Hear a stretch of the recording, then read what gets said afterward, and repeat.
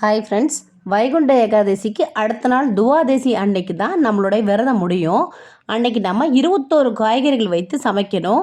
துவாதசி பாரணைக்கு, அதாவது விரத சமையலுக்கு என்னென்ன காய்கறிகள் சமைக்கலான்னு சொல்கிறேன்.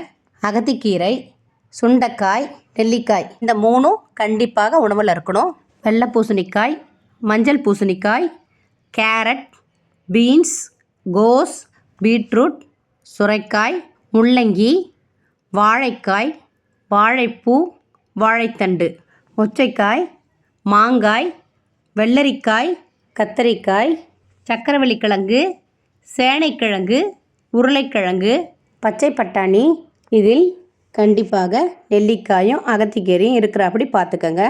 இது போன்ற 21 காய்கறிகளை பயன்படுத்தி குழம்பு செய்யலாம், கூட்டு வைக்கலாம், பொரியல் செய்யலாம். சமையலுக்கு தேங்காய் எண்ணெய், கடலெண்ணெய், நல்லெண்ணெய் பயன்படுத்திக்கலாம்.